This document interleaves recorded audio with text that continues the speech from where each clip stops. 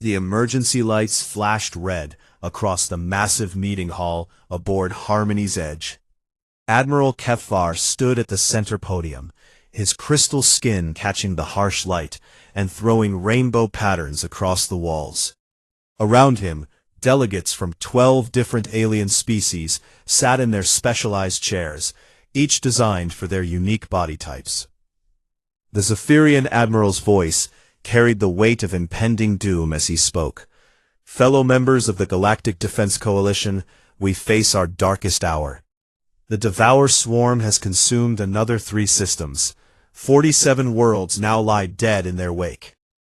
A ripple of fear passed through the assembly. The massive Gorvani delegate, General Falkmore, shifted his 800-pound frame. His tusks gleamed as he spoke in his deep, rumbling voice. How long until they reach the core worlds? Kethvar's crystal form dimmed slightly. Our calculations show 18 months before they enter Coalition space. Maybe less. Dr. Silnith, the spider-like arachni representative, clicked her mandibles nervously. We have fought the swarm for 7 years. Our best warriors, our finest strategies, our most advanced weapons. Nothing stops them. Which brings us to today's emergency session, Kethvar said. He gestured to the star map floating above them. A small blue dot appeared near the edge of Coalition space. Long-range scouts have discovered a new species. They call themselves humans, and their world sits directly in the swarm's path. The Meltari psychic, Advisor Zenkai, leaned forward. His large head tilted as he considered this information. Another species to evacuate? Our ships are already stretched thin saving refugees. Not evacuate, Kethvar said. Recruit. We need every warrior we can find. General Thokmore snorted, a sound like a rock slide. A new species? How many warriors can they possibly provide? It takes decades to train proper soldiers. The swarm will not wait. That remains to be seen, Kethvar replied. I have sent an invitation to their military leaders. They should arrive within the hour. The delegates murmured among themselves. Each species had contributed their natural strengths to the Coalition's defense. The Vorthak served as living shields, their diamond-hard skin nearly unbreakable. The Melthari provided psychic coordination, linking minds across battlefields. The massive Gorvani acted as heavy assault troops, their strength capable of tearing through swarm bio-armor. Even the smaller species had found their place in the war machine. But 47 dead worlds proved that their best was not enough. An hour later, the chamber doors opened. 2 figures walked in, and the alien delegates stared in surprise. The humans looked so ordinary. No natural armor like the Vorthak, no psychic aura like the Melthari, no intimidating size like the Gorvani. They appeared soft, fragile, with only thin fabric covering their pink skin. The first human, a woman with short gray hair and calm eyes, stepped forward. I am Admiral Sarah Chen of the Earth Defense Force. This is Master Sergeant Jake Morrison of the United States Marine Corps. The second human, a man with sun-weathered skin and alert eyes, nodded to the assembly. Neither showed fear or intimidation, despite being surrounded by beings that could easily kill them. Kethvar studied them carefully. Welcome to Harmony's Edge, Admiral Chen. We appreciate your swift response to our invitation. Admiral Chen looked around the chamber, taking in the various alien species. We understand you're fighting a war. We're here to help if we can. Dr. Silneth clicked her mandibles skeptically. Your species appears delicate. What military capabilities do you possess? We have armies, navies, air forces, and marines. Our total military forces number in the millions across all nations. This caused surprised murmurs. General Falkmore leaned forward. Millions? How is this possible? Do you breed a warrior caste? Morrison spoke for the first time, his voice calm and confident. No warrior caste. Any citizen can join the military. We have volunteers from all walks of life. Advisor Zenkai's psychic tendrils twitched with interest. Fascinating. How long does your warrior training take? Among my people, psychic soldiers require 50 years of mental conditioning. 30 years for crystal warriors, added Kesvar. 40 years for heavy troopers, rumbled General Falkmore. Morrison looked puzzled for a moment, then shrugged. Marines? 13 weeks of boot camp, then specialized training depending on their job. Silence fell over the chamber. The alien stared at him as if he had spoken in an unknown language. Dr. Silneth was the first to recover. 13 weeks. Did we hear correctly? Yes, ma'am, Morrison replied. Basic training is 13 weeks. Then Marines go to their military occupational specialty school. Could be a few weeks for some jobs, several months for others. Ketvar's crystal form pulsed with confusion. This must be some error in translation. You cannot possibly create warriors in such a short time. Admiral Chen stepped forward. Sergeant Morrison is correct. Our basic military training is compressed, but intense. We focus on teaching adaptability, leadership, and problem-solving. Impossible, General Falkmore declared. True warriors require decades of conditioning. The mind must be shaped, reflexes honed, loyalty embedded deep in the soul. How can soft beings like you possibly create soldiers in mere weeks? Morrison's eyes hardened slightly. With respect, sir, our soft beings have been fighting wars for thousands of years. We've learned to make soldiers fast because we need them fast. The alien delegates exchanged glances. Each species had developed their military traditions over millennia. The idea that effective warriors could be created in weeks seemed absurd. Advisor Zenkai probed gently with his psychic abilities, trying to read the humans' minds. He recoiled in surprise. Their thoughts, they are chaotic yet focused. I sense no deception, but their mental patterns are unlike anything I have encountered. Ketvar made a decision. Very well. The swarm advances whether we understand you or not. We will conduct standard military assessments of your forces. If you prove capable, you will be welcome in our coalition. Admiral Chen nodded. We'll provide whatever data you need, but I suggest you move quickly with your assessments. If this swarm is as dangerous as you say, we'll all need to work together. As the meeting broke up, the alien delegates remained troubled. How could a species that trained warriors in weeks possibly stand against an enemy that had defeated their finest? Time would tell if humanity was a valuable ally or simply another species to mourn. Admiral Veltar of the Nexus Intelligence Division stood before a massive holographic display in the Coalition's Military Analysis Center. Data streams flowed across the screens as his team of experts from various species worked to understand Earth's military capabilities. What they found defied everything they knew about warfare. This cannot be correct, muttered Dr. Crixon, the reptilian Cerosian military historian. His scaled fingers danced across the datapad. According to these records, humans have fought over 14,000 wars in the last 5,000 years. Veltar's tentacles writhed in confusion. 14,000? That seems excessive even for a violent species. It gets worse, Dr. Crixon continued. They fight themselves constantly, nation against nation, tribe against tribe, sometimes even families against families. Yet somehow they still function as a species. On the other side of the room, General Haxthor of the Titanium Legion studied human military equipment. The mechanical being's optical sensors focused on images of human weapons. Their technology is primitive compared to ours, yet they have created thousands of different weapon designs. Most species develop one or two optimal solutions. Humans seem to try everything. Commander Yilseth, a graceful aquatic Hydrosian, floated in her mobile tank while reviewing naval records. Look at this data from their ocean warfare. They have submarines that fight underwater, ships that fight on the surface, and flying machines that fight from the air, all operating in the same battle space. The complexity is staggering. Veltar approached the human delegation's temporary quarters. Admiral Chen and Master Sergeant Morrison sat at a simple table, drinking a dark liquid they called coffee. They seemed relaxed, despite being surrounded by alien technology and beings that could easily destroy their entire species. Admiral Chen, Veltar began, my analysts have reviewed your military history. We have questions. Chen smiled. Fire away. You fight constantly. Not just external enemies, but each other. How does your species survive such continuous warfare?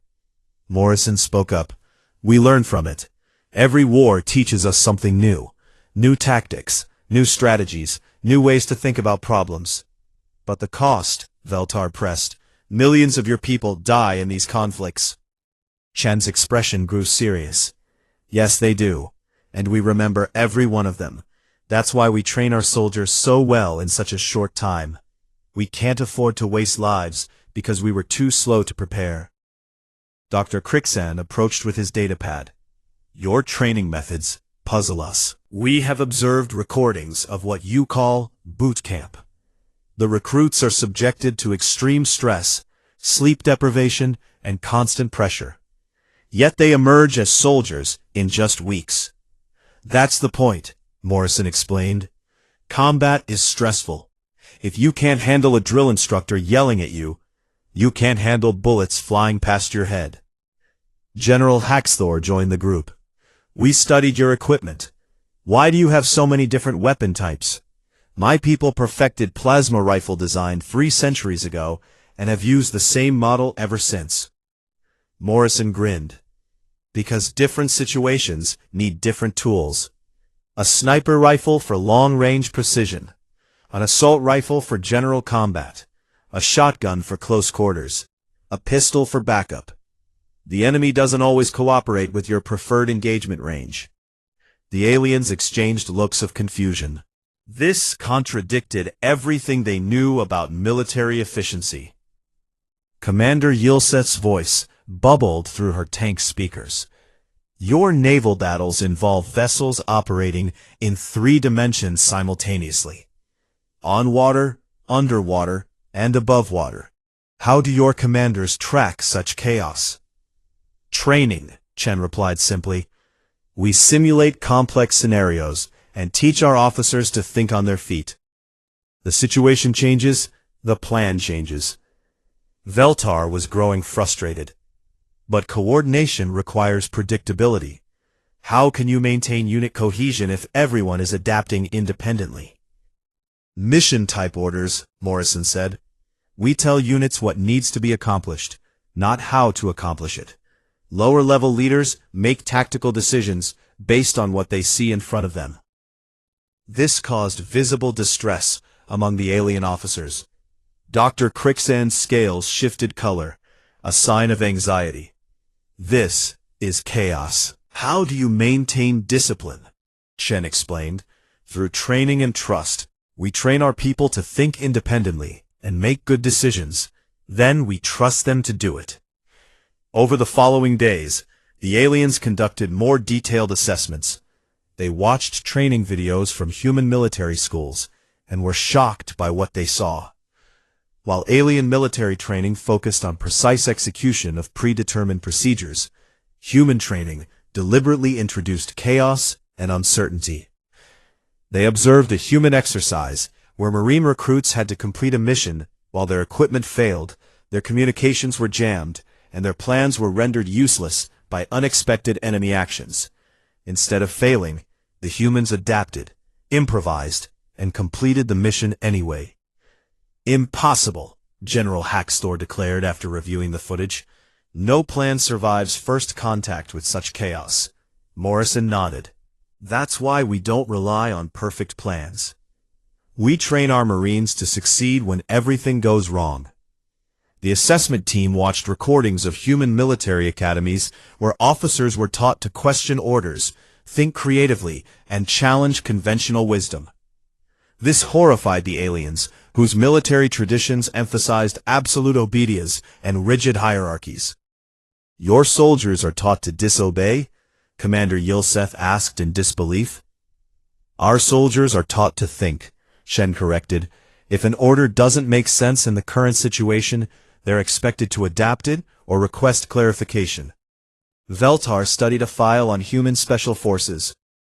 These Navy SEALs and Army Rangers receive only months of training, yet they perform missions that our elite units train decades to accomplish. Because we don't train them to memorize responses to every possible situation, Morrison explained. We train them to solve problems. Any problem. Under any conditions. The aliens ran computer simulations based on human military doctrine. The results confused their analytical programs. Human units should have collapsed under the lack of rigid structure, but instead they showed remarkable resilience and adaptability.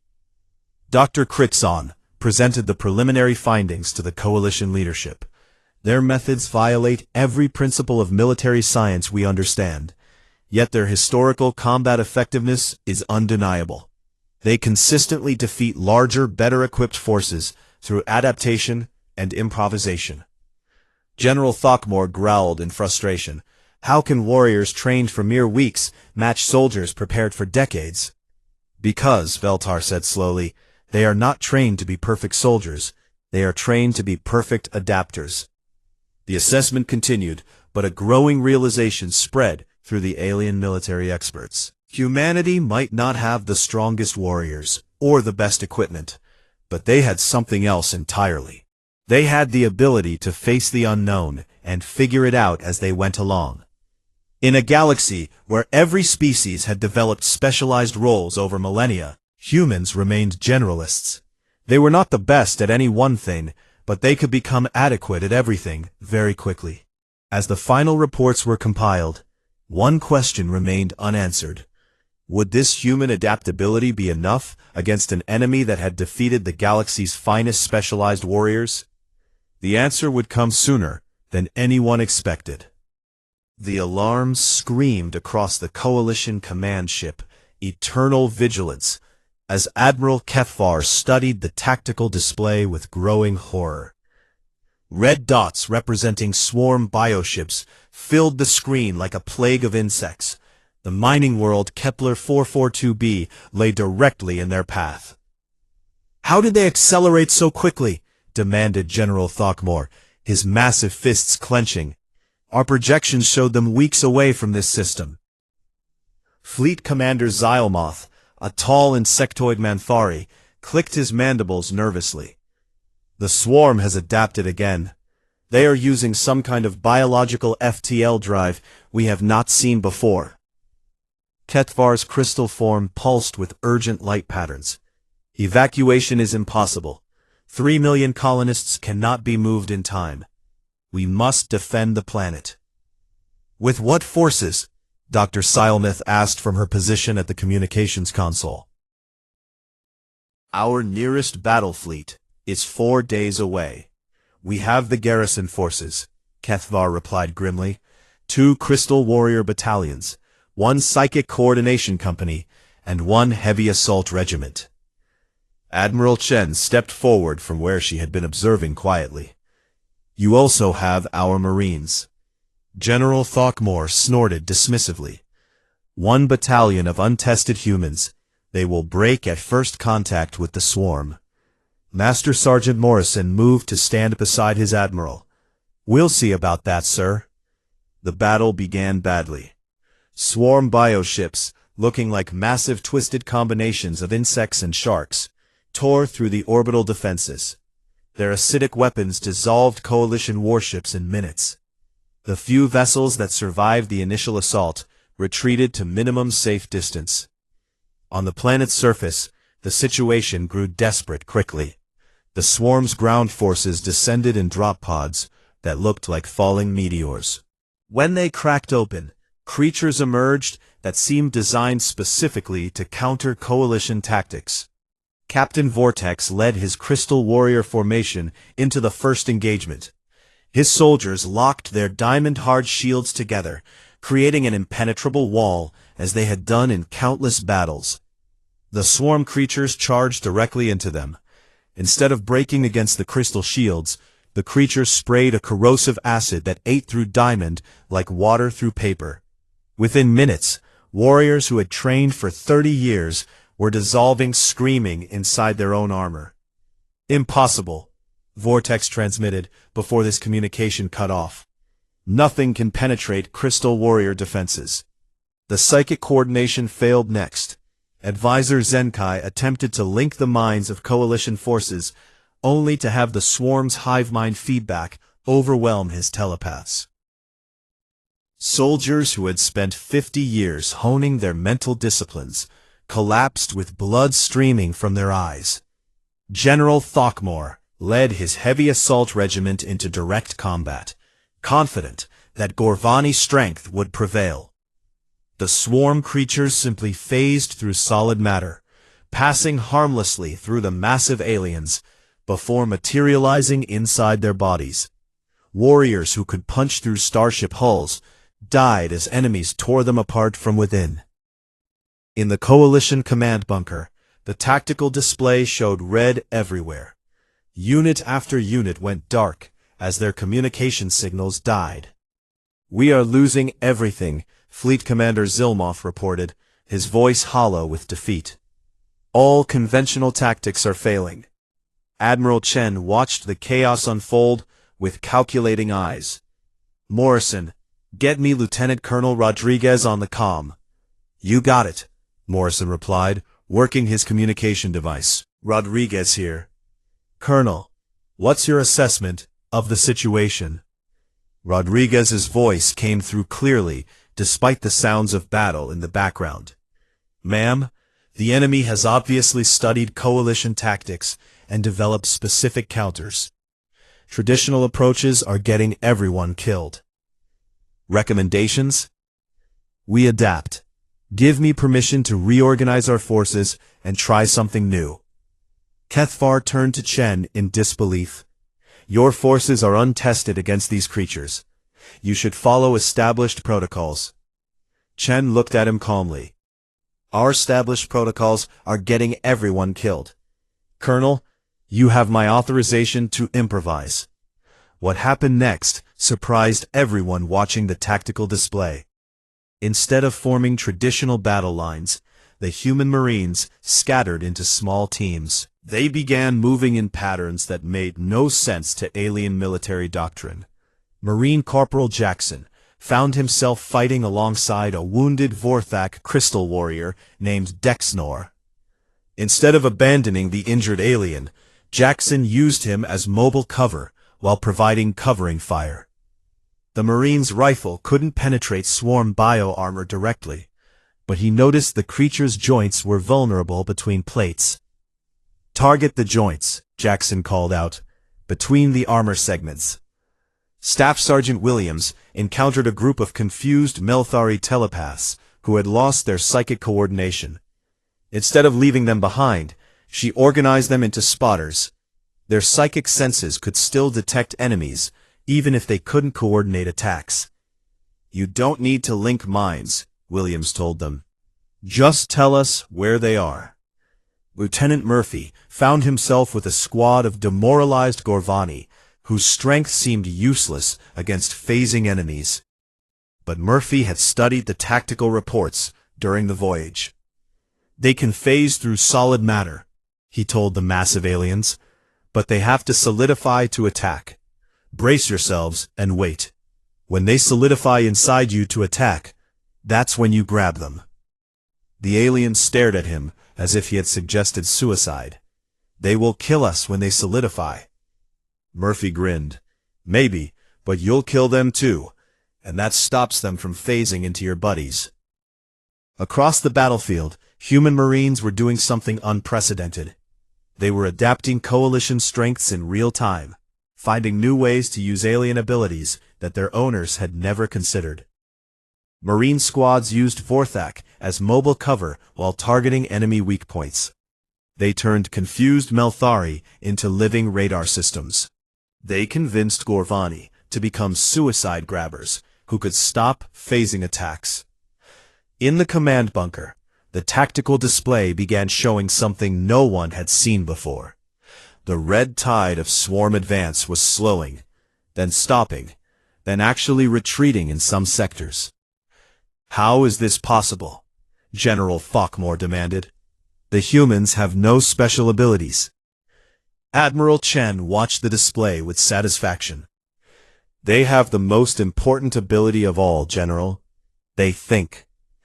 Colonel Rodriguez's voice came through the comm again. Command, be advised.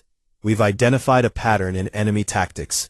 They're using biological adaptation, which means they need time to adjust to new strategies. If we keep changing our approach faster than they can adapt, we can stay ahead of them. Acknowledged, Colonel. Continue current operations. The battle raged for 18 hours. By the end, the swarm bioships were retreating into space, leaving their ground forces to be systematically eliminated. For the first time in 7 years of war, a coalition force had achieved victory without massive casualties. As the dust settled, alien commanders began arriving at human positions to understand what had happened. They found Marine squads teaching alien warriors new tactics, sharing equipment, and coordinating in ways that violated every military manual ever written. Captain Vortex, one of the few crystal warriors to survive the initial assault, approached Corporal Jackson. You saved my warriors when your own life was at risk. This is not logical behavior. Jackson shrugged while cleaning his rifle. Dead allies can't help you in the next fight. Live allies can. General Throckmore stood among his surviving heavy troopers, watching human medics treat Gorvani wounded with the same care they showed their own Marines. They fight differently than any species we have encountered. Master Sergeant Morrison nodded. Because we've been fighting different kinds of enemies our whole history, every war taught us something new. We learned to adapt or die. Admiral Kethvar studied the casualty reports in amazement. Coalition losses were severe, but not catastrophic. More importantly, they had won. The swarm had been forced to retreat for the first time since the war began. How? He asked Admiral Chen simply. Chen looked out at the battlefield where humans and aliens were working together to secure the area. Because we didn't try to use your tactics or ours. We used whatever worked. When something stopped working, we tried something else. The victory at Kepler 442b would change everything in the war against the swarm.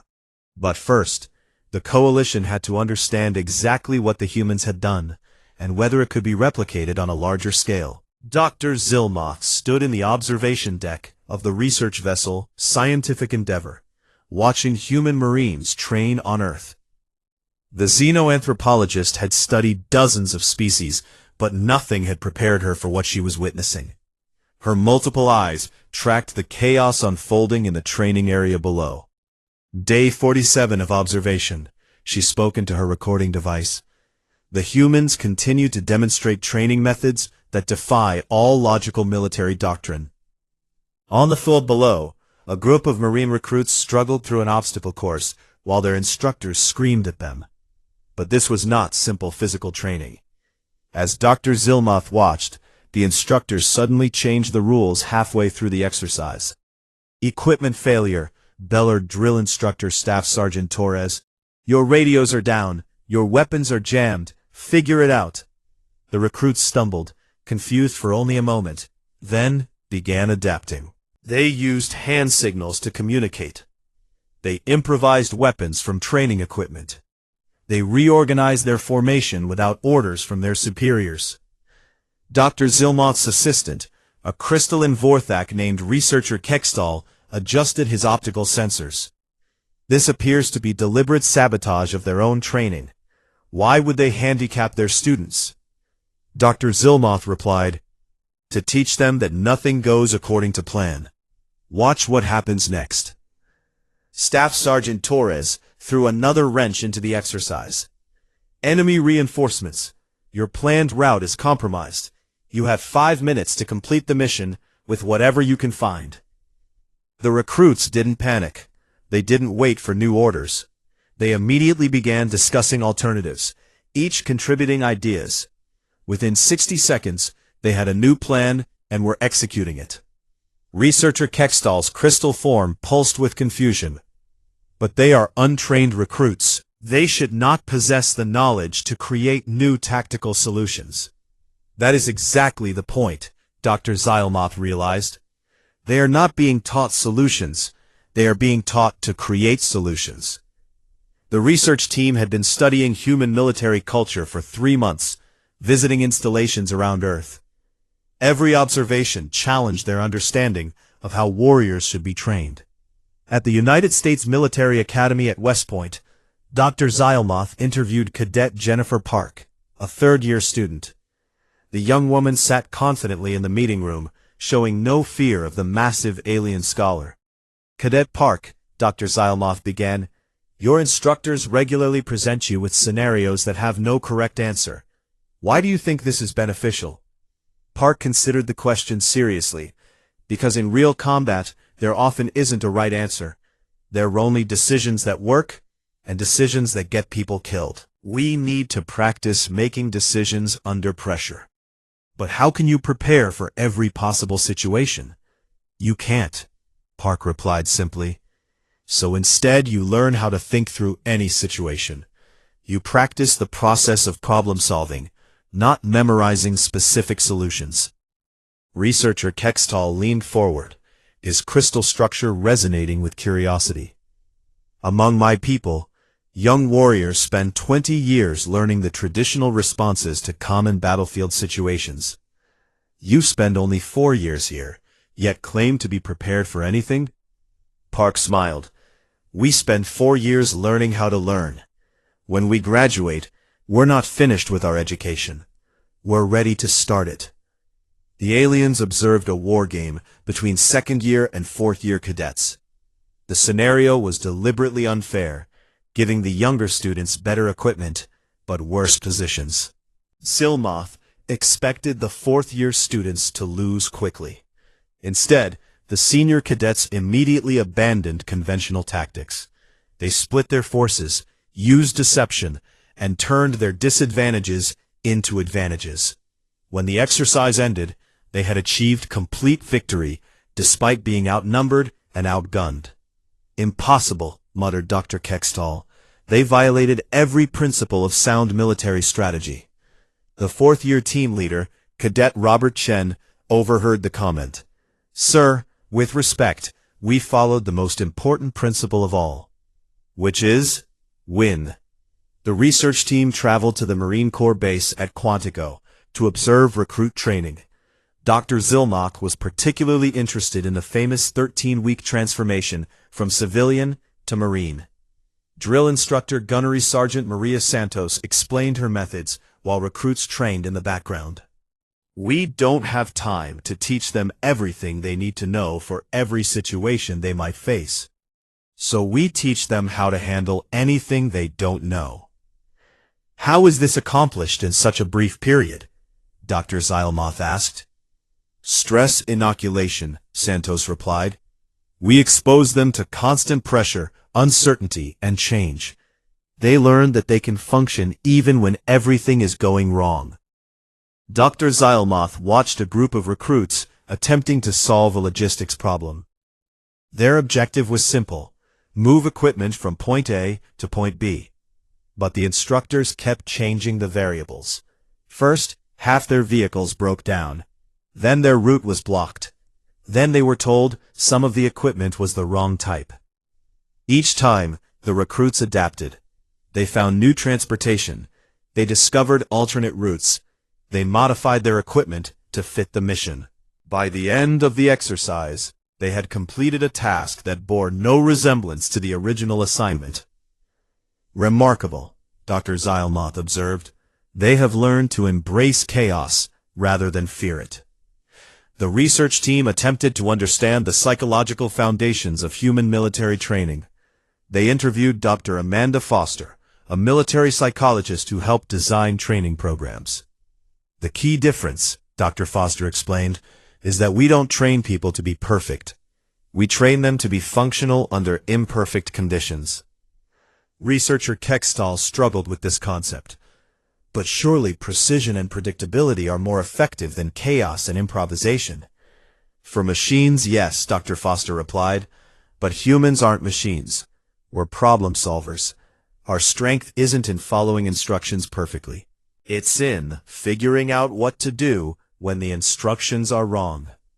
The aliens observed advanced training for Special Operations Forces. They watched Green Berets, Navy SEALs, and Marine Force Recon conduct exercises that seemed designed to guarantee failure. Yet somehow, the humans consistently found ways to succeed. During one exercise, a SEAL team was tasked with infiltrating a facility and retrieving intelligence. But their equipment was sabotaged, their intelligence was wrong, and they were detected immediately. Any rational military force would have retreated. Instead, the SEALs completely changed their mission on the fly. They turned the botched infiltration into a diversion, used their exposed position to gather different intelligence, and accomplished objectives that weren't even part of the original plan.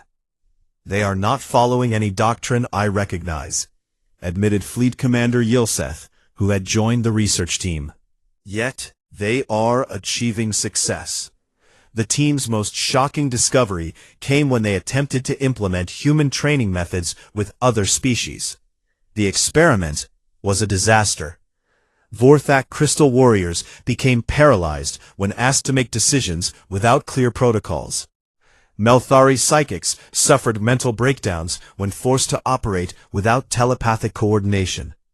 Gorvani Heavy Troopers simply refused to follow orders that contradicted their traditional methods. The rigid thinking that makes each species excellent at their specialized roles prevents them from developing human-like adaptability. Dr. Zilmoth concluded in her final report. Humans are generalists, not by choice, but by evolutionary necessity. She presented her findings to the coalition leadership aboard Harmony's Edge. The assembled delegates listened with growing amazement as she explained her conclusions. Humans do not train soldiers, she announced. They train problem solvers who happen to fight. Every human Marine is essentially a field commander, capable of independent thought and creative solutions. Admiral Kethvar absorbed this information. So their effectiveness comes not from superior training methods, but from a fundamentally different approach to warfare itself. Precisely. Where we seek to perfect responses to known situations, humans prepare for unknown situations. They have turned adaptability into their primary weapon. General Thokmore rumbled thoughtfully. This explains their success at Kepler 442b. The swarm's biological adaptation was defeated by cognitive adaptation that occurred faster. Dr. Zilmoth nodded. Human military doctrine is based on the assumption that the enemy will not cooperate with your plans. They prepare for this by training their forces to abandon plans when necessary. The research had revealed something profound about humanity's place in the galaxy. In a universe where every species had spent millennia perfecting specialized roles, humans had become masters of having no specialty at all. They were the galaxy's ultimate generalists, capable of becoming adequate at anything quickly enough to matter. In a war against an enemy that adapted to counter-specific tactics, this human trait was proving to be the ultimate weapon. The question now was whether the coalition could learn to use this weapon effectively before the swarm adapted to counter-human adaptability as well. 5 years had passed since the victory at Kepler 442b, and the war against the Devour Swarm had evolved into something unprecedented in galactic history. The Coalition Command Center aboard the massive dreadnought Final Stand hummed with activity as beings from 13 different species worked together in ways that would have been impossible before humanity's arrival. Master Sergeant Jake Morrison, now bearing the scars of dozens of battles and wearing the rank insignia of a Coalition combat advisor, stood before the central tactical display. Around him, alien officers who had once questioned human capabilities now sought his input, on every major operation. Swarm probe forces have been detected in the Andromeda sector, reported Commander Yosef from her mobile aquatic tank. 3 bioship clusters, standard reconnaissance pattern. Morrison studied the display, his weathered face creased in thought. They're testing our responses again, learning how we've adapted since the last engagement. Admiral Ketfar's crystal form pulsed with frustrated light patterns. They learn faster each time. What worked 6 months ago fails now. Then we change faster than they can learn, Morrison replied simply. Admiral Chen, what's the status on the new mixed units? Admiral Chen, now promoted to Coalition Strategic Command, pulled up deployment reports. We have 47 integrated battalions operational. Each combines human marines with specialized alien forces. Success rates have improved by 300% over traditional single-species units. The mixed units had been Morrison's idea, born from watching the chaotic success at Kepler 442b. Instead of segregating species by capability, human marines were embedded within alien formations as chaos factors. Their job was not to fight alongside their alien teammates, but to help them adapt when established tactics failed. General Throckmore, his massive frame now bearing human-made equipment modifications, gestured to the tactical display. The Vega defense showed remarkable results. My heavy troopers, guided by human tactical advisors, achieved breakthrough where traditional Gorvani assault would have failed. Morrison nodded. Your people have incredible strength, General. But when the enemy phases through solid matter, strength alone isn't enough. The Marines helped your warriors think about strength differently. The breakthrough at Vega had been typical of the new coalition warfare. When swarm creatures began phasing through Gorvani armor and weapons, the embedded human Marines suggested a radically different approach. Instead of trying to hit the phasing enemies, the Gorvani began hitting the ground beneath them, creating craters and unstable terrain that forced the creatures to solidify to maintain balance. Captain Vortex, one of the few crystal warriors to survive the early battles, had become an advocate for human methods.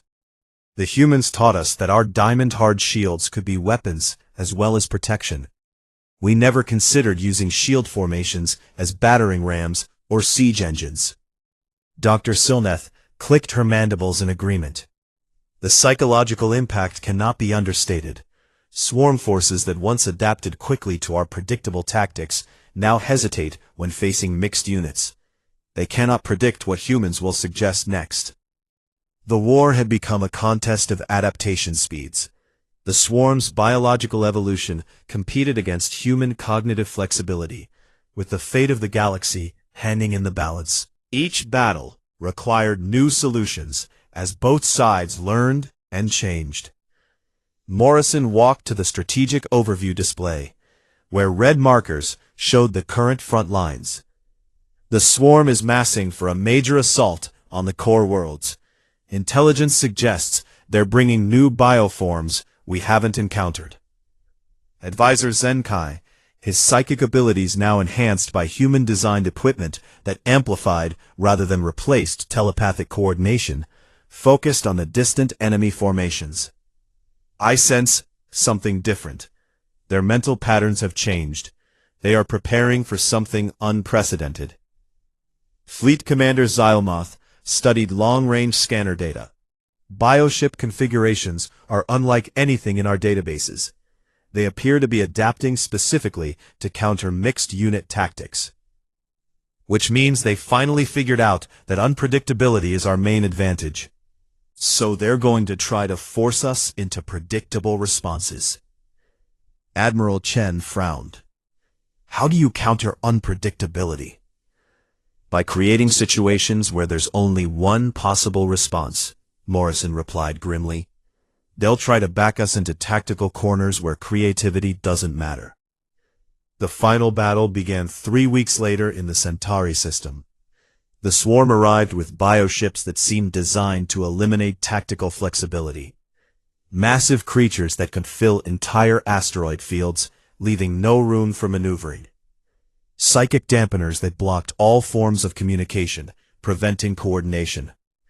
Environmental modification organisms that turned space itself into a hazard, limiting possible movements.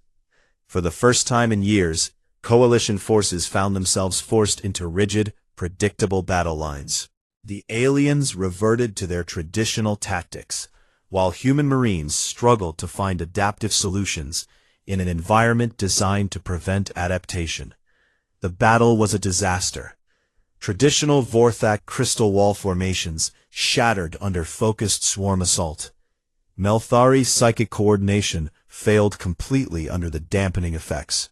Gorvani heavy troopers found their strength useless in the constrained battle space. In the command bunker on the coalition flagship, despair began to set in. General Falkmore watched his forces being systematically destroyed. They have learned too well. They have countered our adaptability. Morrison stared at the tactical display, his mind racing. The enemy had indeed forced them into a situation where conventional responses seemed to be the only options. But that assumption itself might be the trap. "What if we don't play their game at all?" Morrison said suddenly. "What do you mean?" "They're forcing us to fight a traditional battle because they've learned to counter adaptive tactics. But what if the most adaptive thing we can do is refuse to fight the battle they want?" Morrison pulled up the strategic overview. "Look at their formation. They've created the perfect environment to defeat mixed units in direct combat. But they've also committed their entire force to maintaining that environment." Understanding dawned on Admiral Chen's face. They're locked into this tactical approach. They can't change it without losing their advantage. Exactly. They've made themselves predictable. Morrison began highlighting targets on the display. "We don't fight their forces. We fight their ability to maintain the controlled environment. Take out the psychic dampeners, collapse the space modification organisms, create gaps in the asteroid-filling creatures." The plan was audacious and completely contrary to military doctrine. Instead of engaging enemy combat forces, coalition units would target the support systems that maintained the swarm's tactical advantage. It meant accepting heavy losses in the short term to restore adaptive capability in the long term. General Falkmore growled approval. "My heavy troopers will sacrifice themselves to breach the dampener creatures." Captain Vortex's crystal form blazed with determination. Crystal warriors will create gaps in their environmental control systems. The attack began with what appeared to be suicidal charges against non-combat targets. Coalition forces took massive casualties as they ignored enemy combat units to attack the bioships maintaining the controlled environment.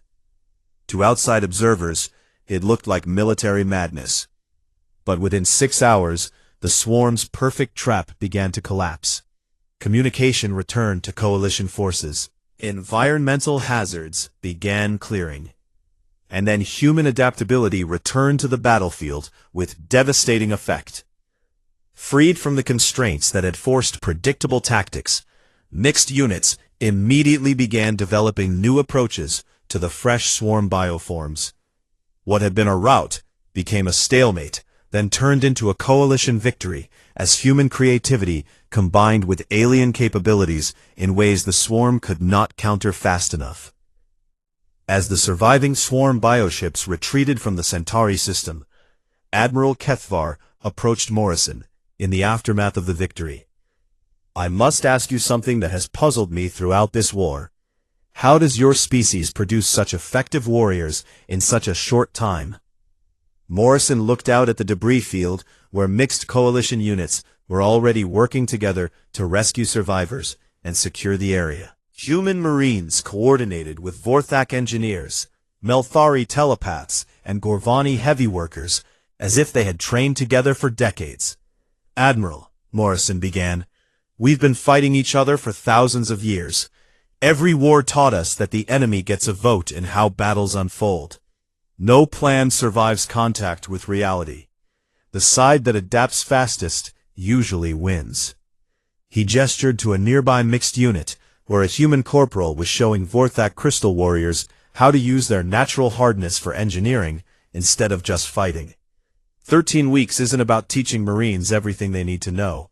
It's about teaching them how to learn everything they need to know. Kethvar's crystal form pulsed thoughtfully. So your true weapon is not superior training, but superior learning. Morrison nodded. We don't train soldiers to be perfect. We train them to be functional when nothing is perfect. And we trust them to figure out solutions to problems we never imagined. As coalition forces began the long process of rebuilding and preparing for the next phase of the war, the galaxy had learned a fundamental truth about humanity. In a universe where every species had spent millions of years perfecting specialized roles, humans had become masters of mastering new roles quickly. They were not the strongest, fastest, or most intelligent species, but they were the most adaptable. In a war against an enemy that evolved to counter specific tactics, human adaptability had become the ultimate weapon. The Devour Swarm would continue to adapt and evolve, but now they faced an enemy that could adapt faster, think more creatively, and find new solutions to impossible problems. The galaxy's survival no longer depended on having the perfect warriors. It depended on having warriors who could become perfect for any situation in just enough time to matter. And that, Morrison knew, was exactly what humans did best.